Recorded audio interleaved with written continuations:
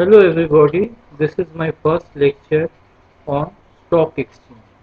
Basically, this lecture is for beginners.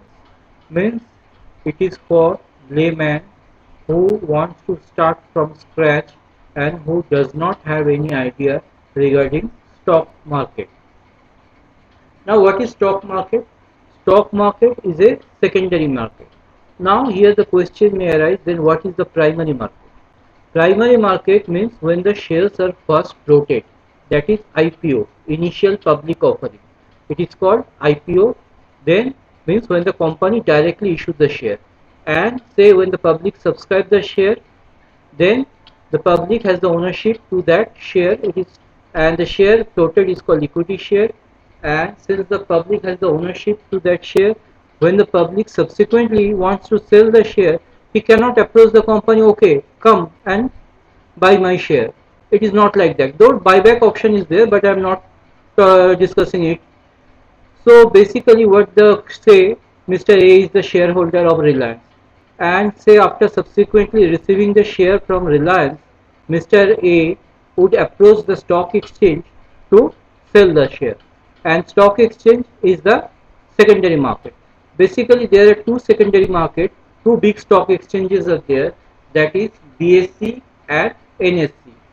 BSE or Bombay Stock Exchange, its index is Sensex and it consists of 30 shares. And then comes NSE, that is National Stock Exchange, and its index is Nifty and it consists of 50 shares. Means these shares act as a benchmark to see whether the market is increasing or decreasing. Now basically IPO means, as I have discussed, initial public offering. Then there can be FPO, means after issuing a portion of the share capital, if the company wants to issue a further share capital, then it goes through FPO route, because it has already made an IPO, so the only recourse it's available is FPO, that is follow on public offer. And mind it, the company can issue share only up to the extent of authorized share capital that is mentioned in memorandum of association. And after IPO and IFPO, there is another thing called offer for sale or OFS. Suppose if it is mainly in case of government company, when the government wants to dilute its stake in a company, it follows the offer for sales. Means, say, take the example of Coal India, where the government diluted its shares. It followed the offer for sales route, means where the shares are offered to various investors. Now talking about investor, there are various type of investor. Let us discuss about them in brief. First is retail investor, just people like you and me, but here the threshold limit is up to 1 lakh. Then comes institutional investor. It can be anybody from resident to institution, but threshold limit should be, investment threshold limit should be more than 1 lakh. Then comes foreign direct investment. Means these are the foreign entities who wants to acquire share in Indian company and want to control the management of the company. Then comes foreign portfolio investor. Here the investor is foreigner, no doubt, but here the motto is not to control the management of the company, but to manipulate the shares, to engage in purchase and sale of shares so that they can make profit through profit booking or through intraday market movement. Then comes another type of investor called qualified institutional investor. These are big houses like mutual fund, bank, who get a chunk of share of any public issue. Basically, a portion of share capital is reserved for retail investor. Now, let us come to our main topic, that is secondary market. And I will show you how this secondary market operates by showing websites of National Stock Exchange, Bombay Stock Exchange and moneycontrol.com. So, let us start. So, this is the website of National Stock Exchange. First, say I write the name of any company, say Birla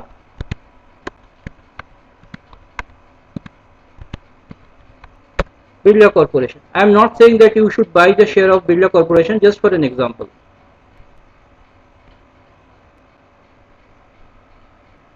Now, when I type the name of Birla Corporation, this screen will pop up. It's a series listed in stock exchange, national stock exchange, and this symbol is this thing, and it's a registered number. And status, as you can see, it is listed, means it is registered in the stock exchange. Date of listing is 12th April 1995. And industry, it is a category, it's cement. Then comes PE, that is price earning ratio, that is market price divided by market earning. The higher the P, it means the higher the expensive the share will be. So it is better to have lower PE share, because the more the P means price and divided by earning.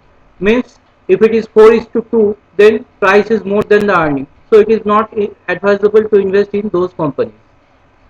Then comes sectorial index P.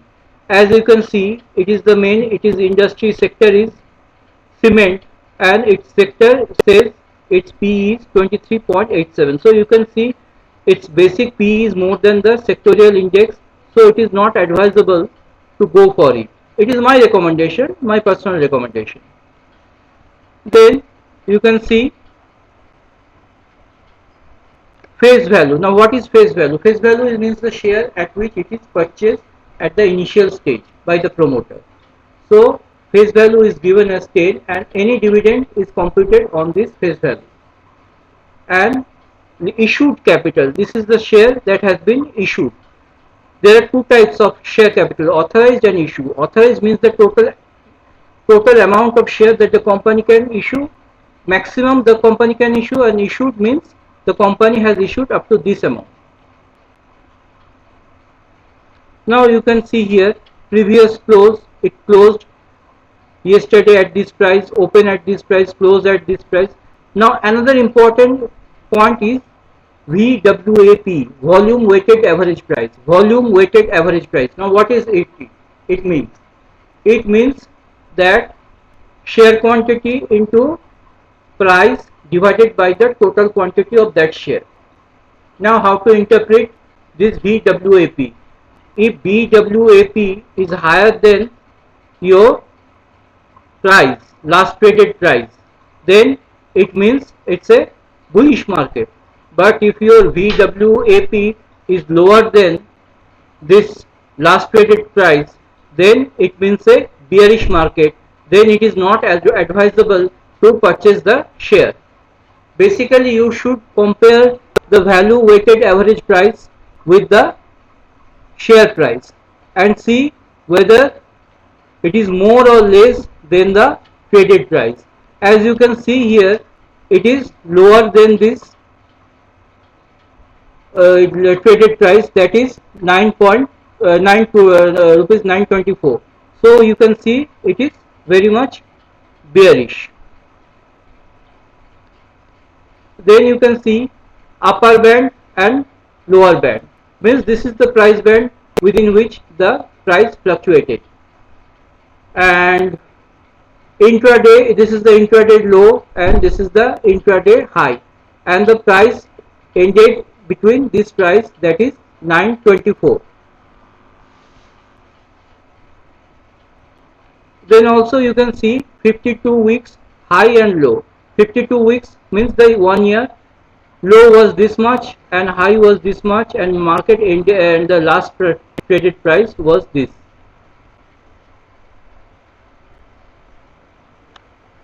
Then comes market depth or order book.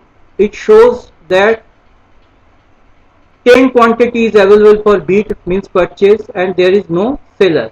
There is no seller means there are 10 quantities who there are purchaser who are bidding for 10 quantities at this price, but no one wants to sell this share. Actually, bid means purchase price, ask means selling price. So 10 quantity is available for bid, but there is no ask, means no one is willing to sell the share. Now you can see traded volume this much, traded value this much, total market capitalization. Now what is total market capitalization?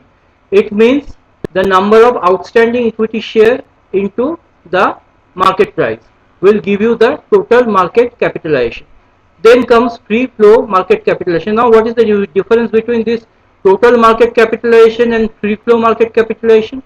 Free flow market capitalization means number of equity share less the share which is during in the lock-in period or which is held by promoter or any government body and which is not available to the public right now. Means in brief you can say free flow market share is those share which are available to the general public multiplied by the number of multiplied by the market price of equity share. Then comes security VAR, value at risk. This is the most important one. Security at VAR. Now it says 19.86. Now what is VAR? VAR is a measurement of statistical techniques that shows the probability that if you invest in this share, what is the probability that the maximum loss you can make through this technique.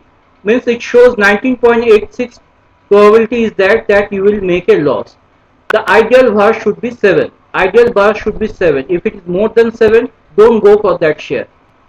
And since the VAR is 19.86, it is quite huge, so don't go for this share. As we know, we calculate the VAR by the portfolio multiplied by the standard deviation and to get this VAR. So basically as it is very high, so I would advise don't go for this share, and this is my personal recommendation. If it had been 7 or below 7, you could have gone for it. Where VAR means the maximum, the probability, the maximum loss that the company can make, the individual can make if that individual purchase these shares. Now then comes quantity traded. This is the amount of quantity traded. Now deliverable quantity, as you know that shares are available in demat forms and some are in some trade are done through intraday trade and which is not deliverable. Higher the deliverable, the better it would be for the company, because it means that the trading volume is going on. So it is 47.59%. The basic threshold is 30%. So you can say in deliverable percentage it is quite good, and means this much percentage of shares would need to be delivered to the actual buyer of the share.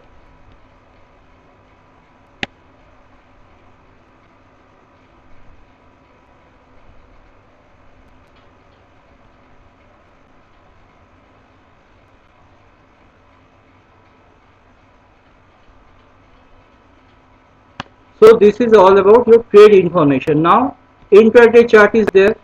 You can see the chart. You can see from 920 onwards the share is moving, then there is a big down, then it is moving and then up and again down. Then comes corporate information. Now corporate information will give you every information like that is going on in the company, and any dividend, any decision of dividend declared by the company will be reflected in the corporate announcement, corporate information. And if you do not know about idea about dividend, just keep in mind if the company declare any day dividend, say 10th January, and if you purchase the share on 8th January, you will be entitled for that dividend. Next comes historical data. Now it gives the data throughout the year, or say you can give any data. So suppose I am writing 3321 to 3421, and if I click this download CSV, then I can download the file showing all the data from where you can convert it into Excel and you can make a chart. So basically this is all about, say, National Stock Exchange. Now let us open the Bombay Stock Exchange.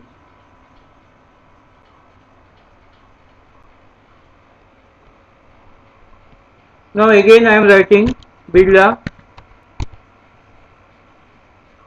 Corporation Limited.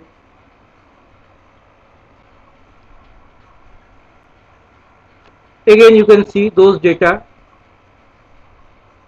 volume weighted average price is 920, and which is higher than the which is lower which is higher than the price currently traded. So it means it's a bearish market. As you can see, it is in red, so it is in bearish market. Means the sentiment of investor is very low. Upper price band, lower price band, everything is there, face value is there. Now EPS 12 trailing 12 month market price. TTM means trailing 12 month market price. So EPS trailing 12 month is 37.90.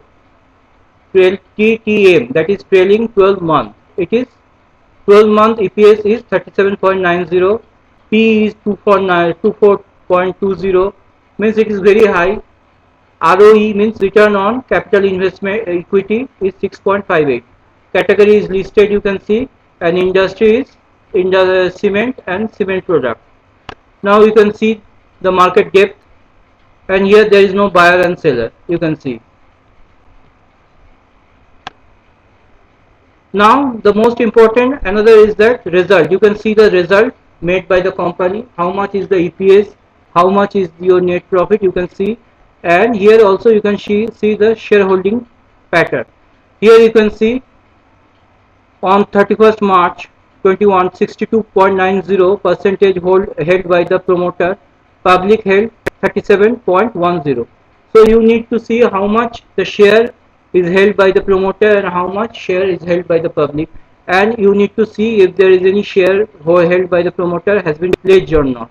If it is not pledged, then it is good for the company.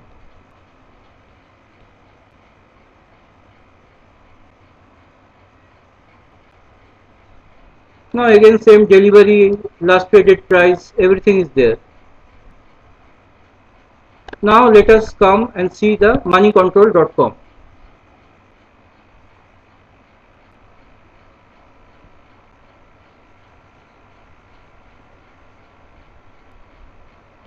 Again here I will write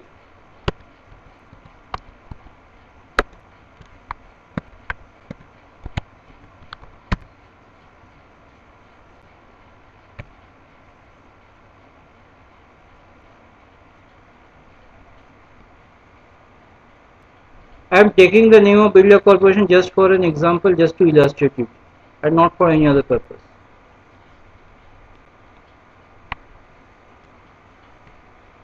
Now you can see it is down 0.65, means it is in bearish sentiment is there. Now another point is there that we know, we come across the term that is basis point in stock exchange. Now what is basis point?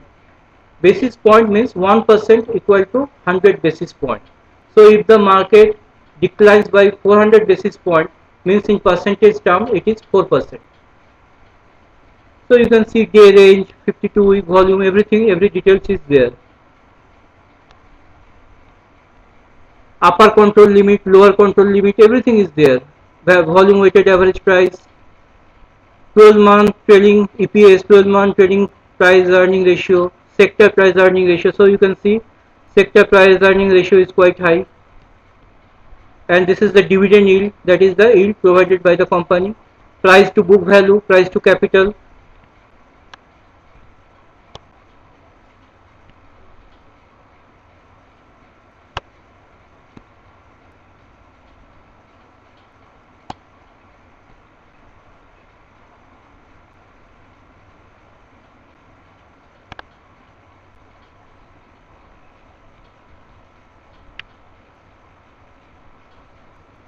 You can see technical rating, neutral.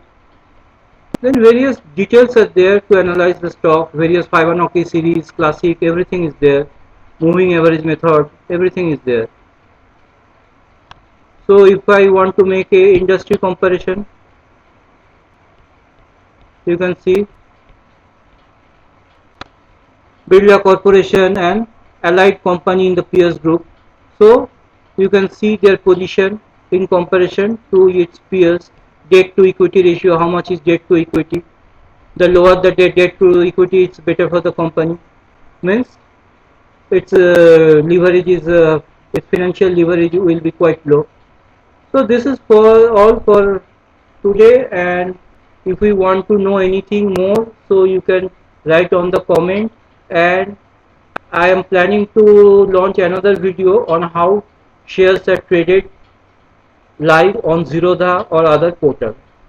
And this will be just for demonstration purpose. Thank you for giving me time to listen to me and watching my video. I am thanking you in advance so that you can subscribe my channel and tell other people to subscribe my channel. Have a nice day.